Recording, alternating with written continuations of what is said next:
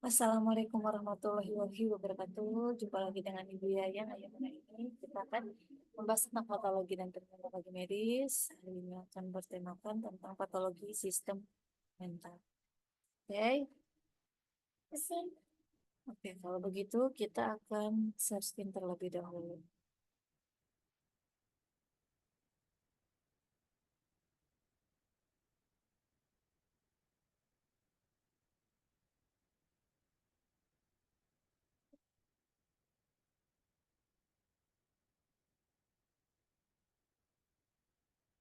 Oke, baik.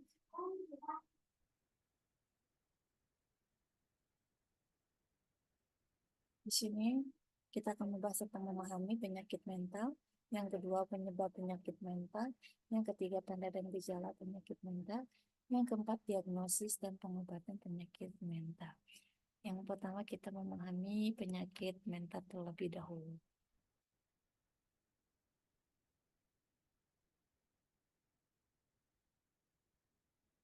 Nah, di sini ada definisi penyakit mental ya, pemirsa.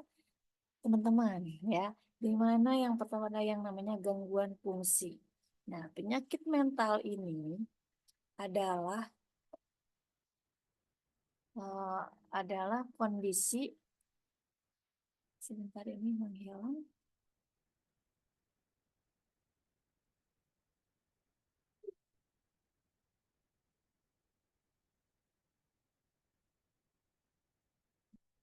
Penyakit mental ini adalah kondisi yang mempengaruhi fungsi otak, emosi, dan perilaku seseorang secara signifikan dan terus-menerus. Jadi, segangguan fungsi ini, otak dan emosinya dari perilaku seseorang dia meningkat gitu ya, secara terus-menerus sehingga dia tidak bisa memanajemen emosinya, sehingga dia semakin berpikir, semakin apa apa terus bergejolak dan akhirnya akan membeludak ya seperti itu.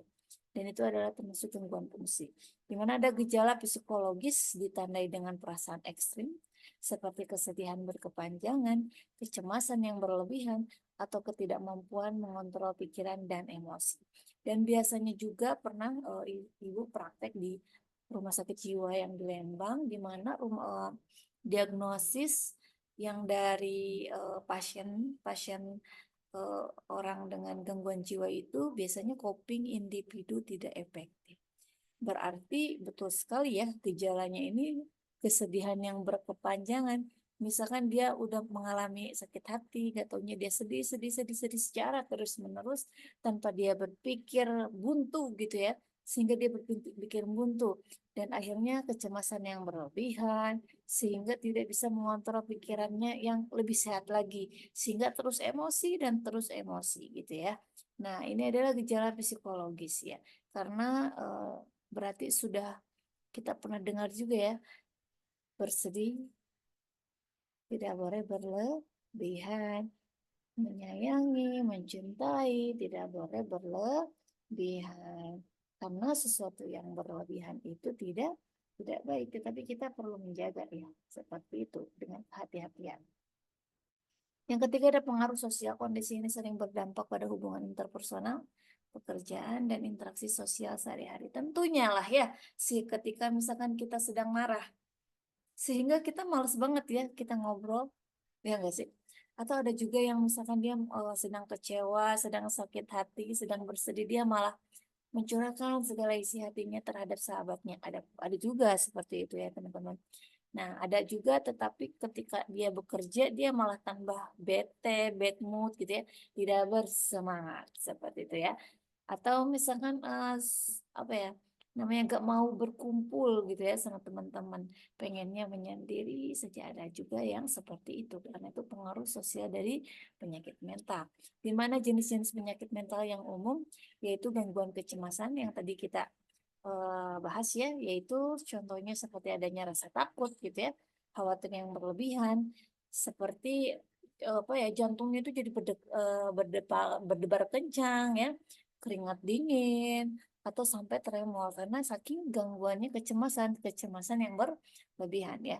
Adapun depresi, si penyakit mental ini ada yang sampai depresi, di mana kondisi di mana seseorang kesedihannya mendalam, didalami gitu ya, tidak bisa dimaafkan katanya ya, sehingga kehilangan minat, kehilangan berpikir, kehilangan ingin apalah yang hal positif dia hilang niatnya ya.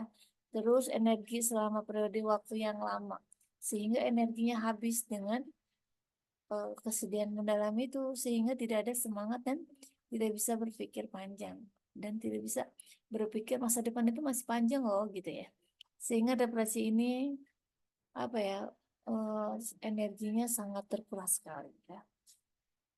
Yang ketiga ada skizofrenia, yaitu melibatkan halusinasi, delusi, dan gangguan pemikiran yang menyebabkan kesulitan membedakan kenyataan. Jadi ini tuh nyata loh, oh ini bukan nyata. Jadi kayak yang apa ya, dia tidak bisa membedakan ini tuh nyata atau hanya mimpi gitu ya.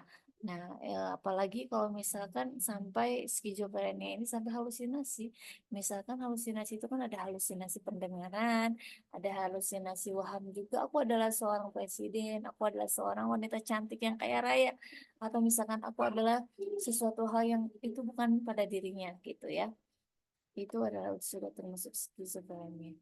Yang keempat, gangguan perilaku adiktif terjadi ketika seseorang mengalami ketergantungan pada zat seperti alkohol, narkoba, atau aktivitas tertentu seperti berjudi. Nah, ini adalah sesuatu hal yang tidak bisa dihilangkan gitu ya. Nah, ini adalah gangguan perilaku adiktif, yaitu jenis dari penyakit mental juga gitu ya.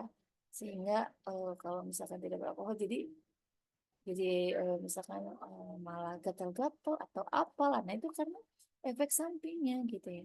Jadi perilaku adiktif ini karena dari zat-zat yang sudah mempengaruhi di dalam tubuhnya. Dan ada pun dampak penyakit mental ini ada pengaruh emosional tentunya ya, pastinya ada kesuasana hati. Jadi misalkan terlalu cemas yang tadi ya, terlalu marah, atau sedih yang tiba-tiba sedih, atau tiba-tiba marah, atau tiba-tiba sedih yang berulang-ulang gitu ya, yang tidak pernah berhenti. Yang kedua adalah gangguan berpikir. Kondisi ini sering melibatkan perubahan pola berpikir. Tentu ya, kita kadang jadi overthinking. Siapa sih itu mau ngapain atau apa-apa gitu ya, jadi banyak pikiran gitu lah ya. Terus delusi juga hilangnya fokus. Jadi tidak fokus gitu. Apa sih? Mau ngapain sih gitu ya. Bingung gitu. Kebingungan gitu ya. Padahal misalkan masa depan itu masih panjang. Yang ketiga adalah masalah hubungan sosial. Orang dengan penyakit mental kesulitan membangun hubungan sehat ya. Pasti ya merasa terisolasi atau misalkan jadi terstigma dari masyarakat misalkan ya. Wah, kok orang lain kayak gitu ya. Oh, nanti karena aku punya penyakit kayak gini. Jadi rendah hati juga gitu ya. Yang keempat ada penurunan kualitas hidup karena kemampuan individunya secara optimal di pekerjaan, sekolah, atau aktivitas sehari-hari jadi berkurang atau terhambat gitu ya kemampuannya karena dari cara pola berpikirnya itu tidak sehat, sehingga pekerjaan, sekolah, aktivitas sehari-hari pun sehingga jadi kacau gitu ya. Dia pun tidak bisa apa ya, berseka untuk dirinya gitu ya, menyayangi pribadi dirinya sendiri gitu ya. Yang kedua ini ada penyebab penyakit mental, di mana ada yang namanya predisposisi genetik, faktor genetik ya.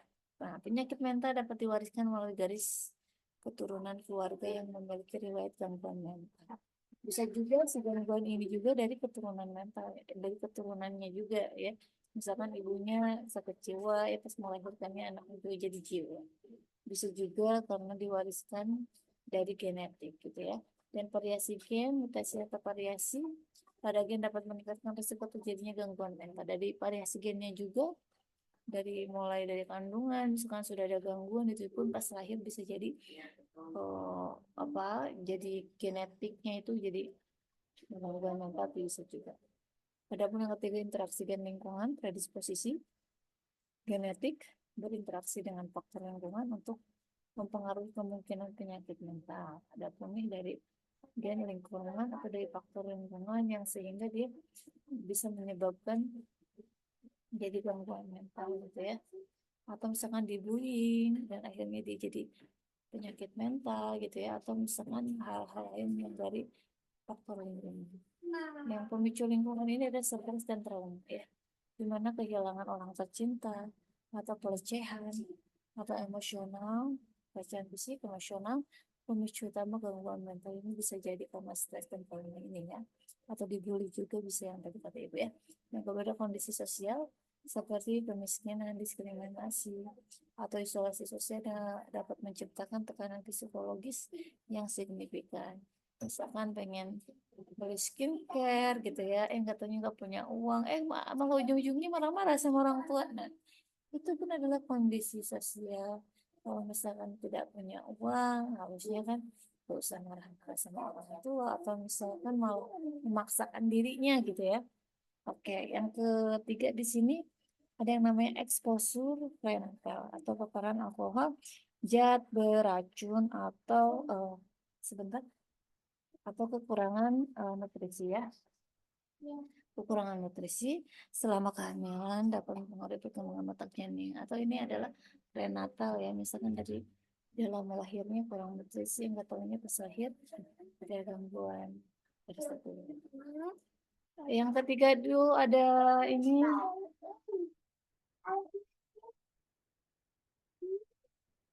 ada itu,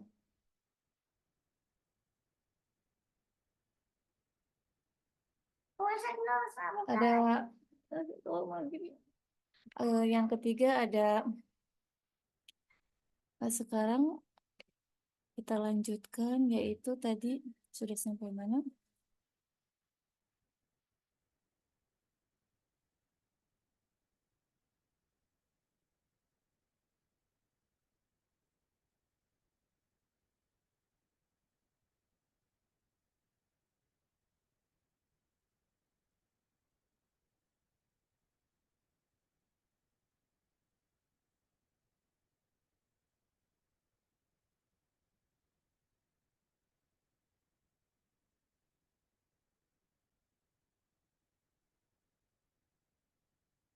Ya tadi. Hmm. Sekarang, ini kondisi sosial kalau yang ekspor prenatal itu dari sejak lahir gitu ya, dari prenatal dari kehamilannya. Atau yang selanjutnya ketidakseimbangan biokimia, neurotransmitter, ketidakseimbangan bahan kimia otak seperti serotonin, dopamin atau norepinephrine sering dikaitkan dengan gangguan suasana hati dan kecemasan. Yang kedua ada sistem hormon, fluktuasi hormon misalnya selama pubertas atau kehamilan dapat meningkatkan risiko kondisi mental tertentu. Adapun respon abnormal otak yang salah memprosesinya biologis atau stres kronis dapat mengganggu mekanisme regulasi tubuh. Yang selanjutnya di sini ada tanda dan gejala penyakit mental, di mana eh, gejalanya itu ada depresi yang tadi ya, depresi, sedih berkepanjangan gitu ya, dan tanpa alasan. Nah, kalau ada kecemasan, sehingga kalau udah cemas jadi ada muncul rasa takut, depresinya, jadi khawatir juga berlebihan, yang sulit dikendalikan. Yang ketiga ada mood yang tidak stabil, perubahan suasana hati yang ekstrem, seringkali tanpa adanya pemicu yang jelas. Jadi tiba-tiba seringkali tiba-tiba marah, pengen marah, tiba-tiba sedih, atau tiba-tiba pengen nangis, itu mood yang tidak stabil ya. Selanjutnya di sini ada yang namanya gejala kognitif, itu sulit berkonsentrasi yang tadi sudah ya. Terus bisa delusi, jadi kayak merasa diawasi atau dianiaya, dapat menjadi gejala skizofrenia ya, karena keyakinan yang salah tanpa dasar yang jelas, delusi itu. Kalau paranoid, ketidakpercayaan berlebihan terhadap orang lain seringkali muncul dalam kondisi seperti gangguan kepribadian tertentu. Halusinasi, mendengar suara atau sesuatu yang tidak bisa menjadi indikasi disfungsi mental seperti skizofrenia atau delirium akibat masalah medis lainnya. Nah, yang sekarang sebentar dulu lagi ini. Adapun gejala perilaku, penarikan sosial, penyalahgunaan zat, permusuhan, dan kecenderungan kekerasannya. Nah, yang keempat di sini ada yang namanya diagnosis dan pengobatan penyakit mental. Ini pasti dengan cara observasi klinis ya, yaitu diobservasi pasiennya, pola kesehatannya seperti apa, awalnya seperti apa, dan diwawancarai juga bersama psikiatrik sehingga bakal terlihat gitu ya psikologi dan kondisi mental pasiennya. Yang ketiga ada tes psikometrik menggunakan alat evaluasi standar atribut psikolog seperti kecemasan, depresi, atau gangguan lainnya biar bisa terdeteksi. Dan yang selanjutnya di sini ada yang namanya teknik psikoterapi, terapi perilaku kognitif ini memperbaiki pola pikir negatif atau mengajarkan pendekatan lebih adaptif untuk menghadapi situasi stres atau masalah emosional.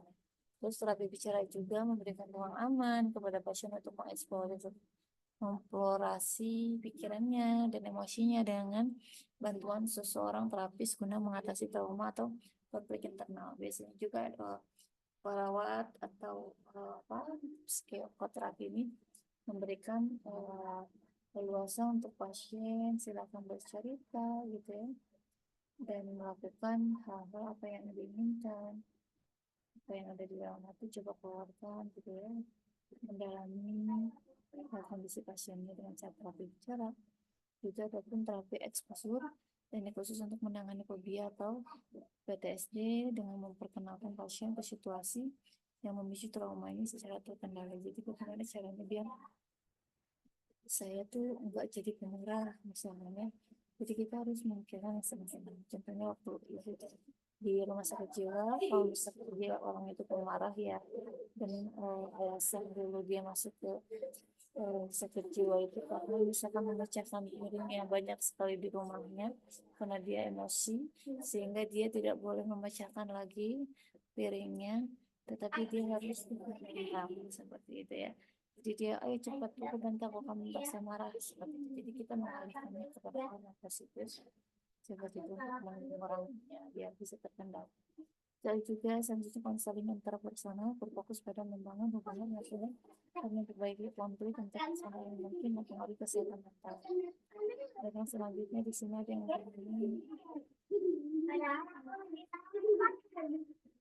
perawatan ya farmakologis. Pak dokter akan memberikan antidepresan, antipsikotik, obat penenang juga stabilizer direkomendasikan pada gangguan bipolar untuk mengontrol episode mania dan depresi secara efektif. Oke, sekian dari Ibu. Terima kasih atas perhatiannya. Semoga kita selalu dalam keadaan sehat dan semoga kita selalu dalam kelancaran. Assalamualaikum warahmatullahi wabarakatuh.